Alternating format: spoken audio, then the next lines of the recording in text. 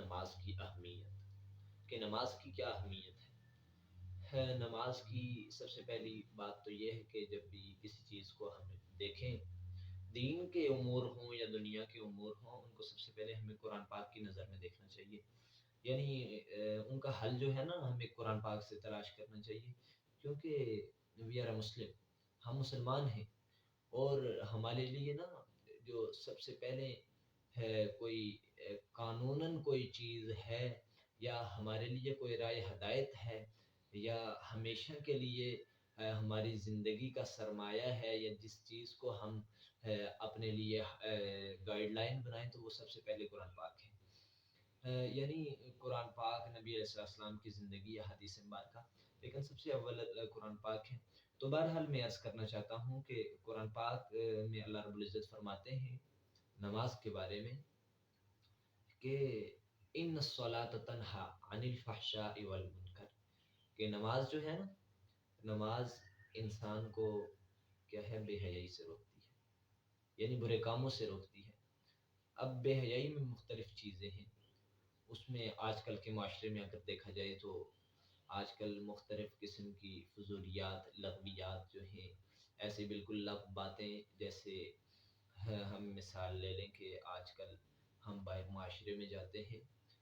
تو اس میں بے حیائی عام ہو چکی ہے، موسیقی عام ہو چکی ہے، اور اسی طرح جو ہے ہم دیکھیں کہ روڈوں پہ اور اسی طرح چوکوں چوراہوں پہ مختلف ہمیں چیزیں ایسی دیکھنے کے لیے ملتی ہیں کہ جو اس کا میرے خیال میں ذکر کرنا یہاں پر کوئی ضروری نہیں، آپ سب حضرات جانتے ہیں۔ بہرحال اللہ تعالیٰ فرماتے ہیں کہ جب آدمی نماز کا اہتمام کرتا ہے نا، نماز کا اہتمام، تو نماز کے اہتمام کی وجہ سے کیا ہوتا ہے کہ ہم اس سے یہ جو برائی ہے اس کو دور کر دیتے ہیں۔ تو جب ہماری نمازیں ہیں نا، نمازیں ہم نماز صحیح کر کے پڑھیں گے، ابھی بعض لوگ یہ بھی شکایت کرتے ہیں، یار ہم نے تو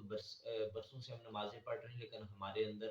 برائیاں جو ہے تو وہ اسی طرح پائی جاتی ہیں، اور ہم اس طرح جو ہے اپنے آپ کو کنٹرول نہیں کر پاتے۔ تو دیکھیں، جب بھی کسی چیز کو نا اس کے صحیح معنوں میں ادا کیا جائے تو تب ہی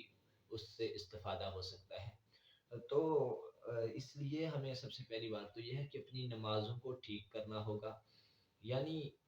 اب ہم نماز کے لیے جاتے ہیں تو جب نماز شروع کرتے ہیں کوئی پتہ نہیں ہوتا کہ بھئی ہم نے کون سی رکعت پڑھی اور پہلی رکعت میں کون سی سورت پڑھی، یا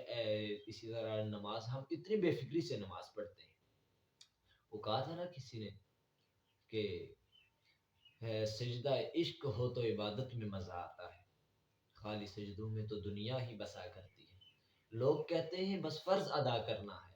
ایسے لگتا ہے کوئی قرض لیا ہو رب سے۔ تو اس لیے ہمیں قرض سمجھ کے نہیں ادا کرنا نماز کو، ہمیں فرض سمجھ کے، اور اللہ رب العزت نے جو بے شمار نعمتیں ہمیں عطا کی ہیں ان کو سامنے رکھ کے شکرانے کے طور پر ہمیں نماز ادا کرنی چاہیے، اس میں سستی نہیں کرنی چاہیے۔ تو اسی طرح اللہ رب العزت فرماتے ہیں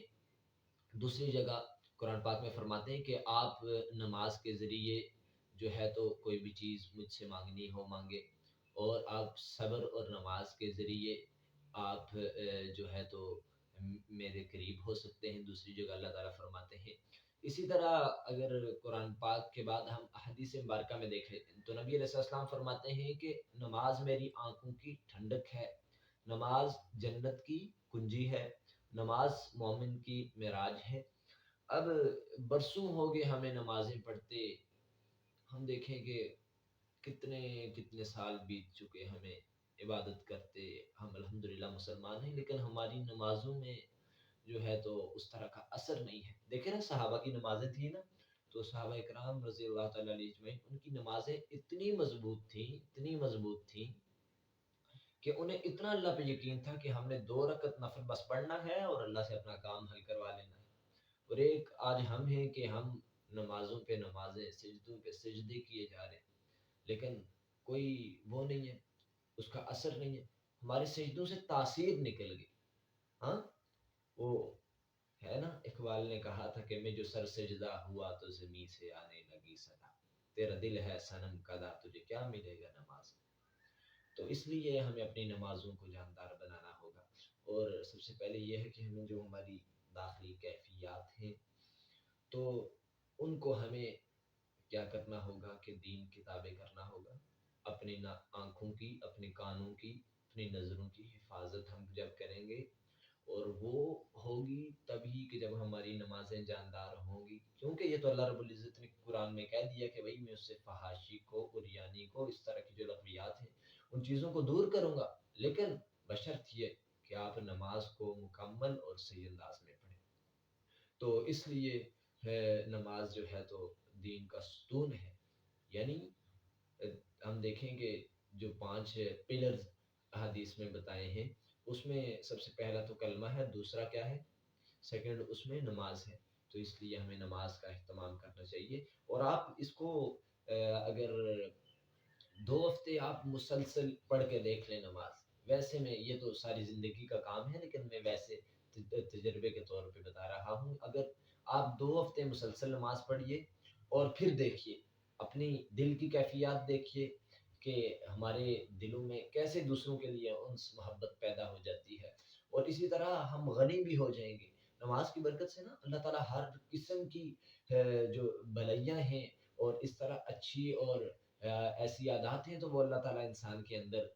جو ہے خود بخود ڈال دیتے ہیں، اس لیے ہمیں نماز کا اہتمام کرنا چاہیے۔ اللہ پاک ہم سب کو اپنی نمازوں کو جاندار بنانے کی توفیق عطا فرمائے، اور 5 وقت کی نماز باجماعت ادا کرنے کی توفیق عطا فرمائے۔ جزاک اللہ۔